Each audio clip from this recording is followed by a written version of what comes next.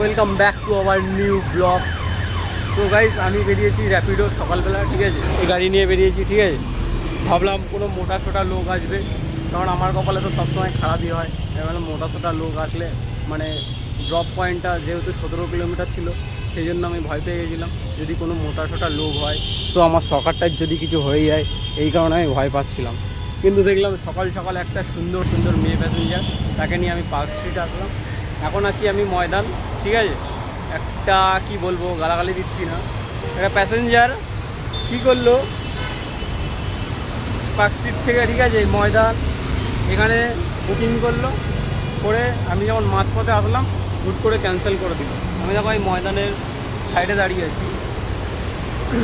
আর guys, শখের বলে কিছু হয় না, গাড়িটা আমি অ্যাকচুয়ালি শখের জন্য কিনেছিলাম। এই গাড়িটা আমি ভাড়া টানার জন্য কিনিনি, যে কাজ করতে হবে এরকম উদ্দেশ্যে আমি গাড়ি কিনিনি। হ্যাঁ, গাড়িটা কিনেছিলাম আমি অ্যাকচুয়ালি শখের কারণেই। তো জানোই তো, গরিবের শখ বলে কিছুই হয় না। কিনেছি শখের জন্য, অ্যাকচুয়ালি পরিস্থিতি এমন চলে এসছে এখন আমাকে কাজ করতে হচ্ছে গাড়ি নিয়ে, বুঝতে পারছো।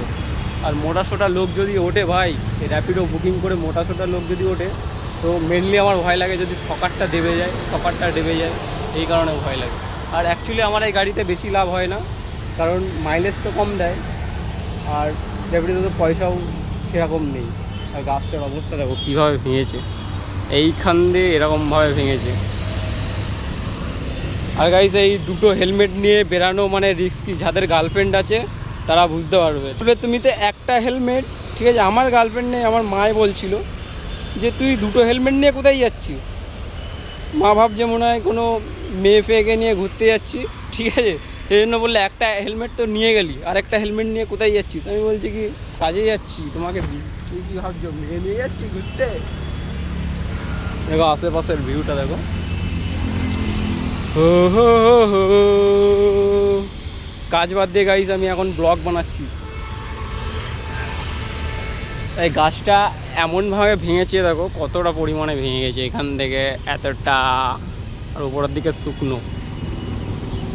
এখন বসে বসে একটু ল্যাদ খাবো, ঠিক আছে, কাজ বাদ দিয়ে।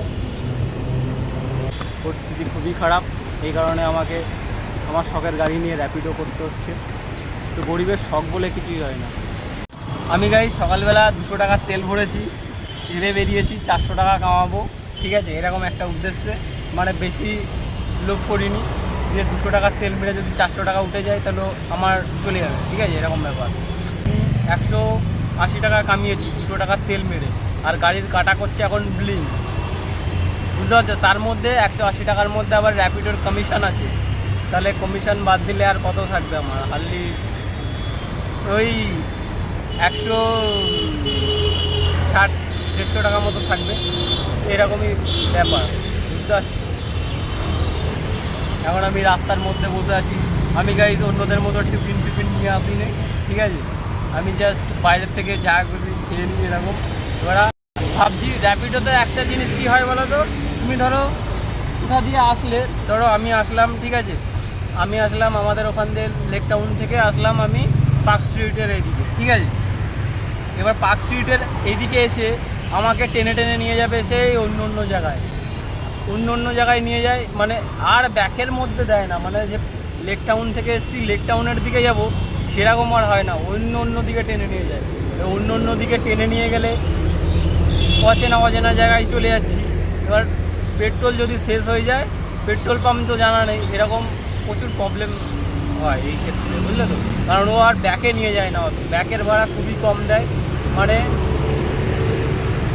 দেয় না বললেই চলে, খুব কম, একটা দুটো অনেকক্ষণ পর তুমি যদি ধরতে পারো তা কপাল ভালো, না হলে তোমার কপাল খারাপ, এরকমই ব্যাপার। না হলে তোমাকে টেনে টেনে সেই ওই দিল্লিতে নিয়ে যাবে, এরকম ব্যাপার। আমি দেখো একটা ফুল গাছতলায় বসে আছি, এই যে এই ফুলগুলো পড়ে আছে এখানে, কী ফুল আমি জানি না, এটাকে কৃষ্ণচূড়া না কি একটা বলে, এই গাছতলায় বসে আছি। ও হো হো, এখন বসে বসে কাজ বাদ দিয়ে ল্যাদ খাচ্ছি। বাড়ি থেকে বলে বেরিয়েছি র্যাপিডোতে যাচ্ছি, কাজে যাচ্ছি, ঠিক আছে, কারণ এই দুটো হেলমেটের জন্য সন্দেহ করছিল, এই জন্য বললাম, না হলে আমি বলতামই না। আর বাইরে এসে আমি ল্যাদ খাচ্ছি, মানে আমার মতো কিন্তু অনেক ছেলেই আছে গাইস, বাড়িতে বলে বেড়াই কাজে যাচ্ছি, বাইরে এসে ল্যাদ খায় ঘুরে বেড়ায়, সেরকম আমি, বুঝতে বুঝতে পারছো? বাট এখন পাঁপড় ভাজা ফাজা কিছুই খাওয়া যাবে না, ঠিক আছে? কারণ সকালবেলার দিয়ে আমি খাইনি ভাত। এখন দেখি যদি ভালো ভাড়া ফাড়া পাই তাহলে চলে যাবো। কাকা করছে সামনে শুশু, কিন্তু তোমাদের দেখানো যাবে না কাকার কিছু। আমি পরে নিই হেলমেট।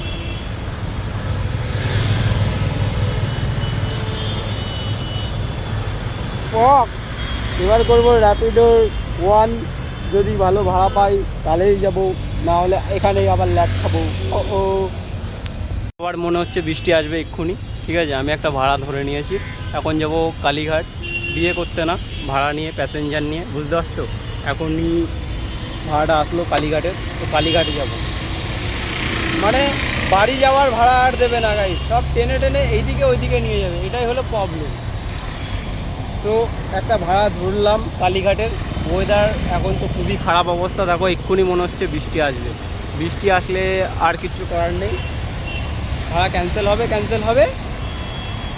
চলো রেডি হওয়া যাক।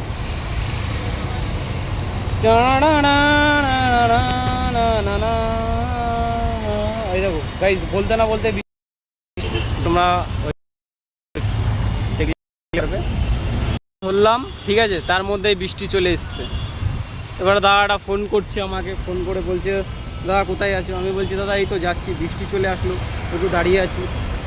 তো দাদাটা বললে ভাড়াটা ধরলে কেন তাহলে? আমি বলছি দাদা ভাড়াটা ধরেছি, তখন তো বৃষ্টি পড়ছিল না অ্যাকচুয়ালি, এই কারণে ভাড়াটা ধরেছি। ভাড়া ধরার পরে বৃষ্টি এসছে তো কী করবো, একটু যাচ্ছি, তাও আমি যাচ্ছি বৃষ্টির মধ্যে ভিজে ভিজে। দাদা বলছে কি তাহলে ভিজে তো কী করে যাব, ঠিক আছে ক্যান্সেল করে দিচ্ছি। আমি বলছি ওকে, কোনো ব্যাপার নেই।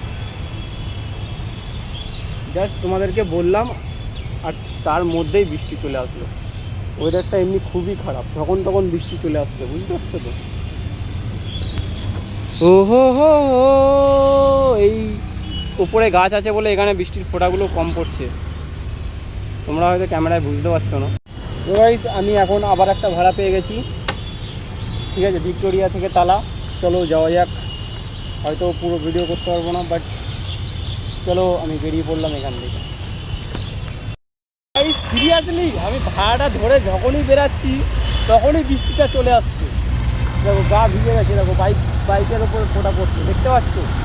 মানে আমি যখনই ভাড়াটা ধরছি, তখনই ভাড়াটা ধরে বেরাবো, তখনই বৃষ্টি চলে আসছে, এরকম ব্যাপার। দেখো বৃষ্টির ফোঁটাগুলো দেখা যাচ্ছে। প্যাসেঞ্জার জাস্ট এখানেই আছে, চলো যাওয়া যাক।